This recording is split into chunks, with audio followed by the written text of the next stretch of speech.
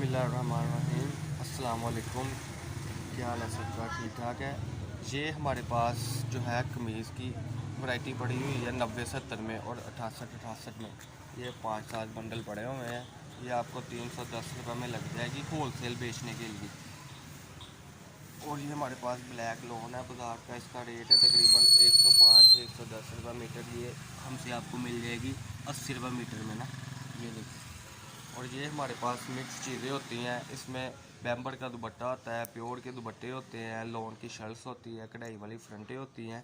ये हम whole cell बेचने के लिए देते हैं। इस तरीके से तय लगा हुआ आपको माल मिलेगा बराबर का ना। इसमें ये देखें चिकनकारी सारा कुछ बीच में ही है। ये आपको 1500 रुपये किलो के हिसाब से मिल जाएगा। और ये तकरीबन 70 से 80 बोरे हैं। ये ऊपर जो पड़े हुए हैं ये आपको सारे, अगर किसी का जेन है, इसमें लोन है, मरीना है, लीलन है, सारा कुछ है। ये आपको 4 लाख रुपए में हमारी रिक्वायरमेंट के मुताबिक ये 4 लाख रुपए के आपको ये बोरे मिलेंगे। ये हमारी डिमांड है 4 लाख रुपए। तो ये तकरीबन 50 से 60 बोरे हैं। अगर कोई ख्वाहिशमंद है तो हमसे रब्ता कर लें। और इसके अलावा ये हमारे पास चिकन कारी प्योर के ऊपर कट पीस पड़ी हुई है।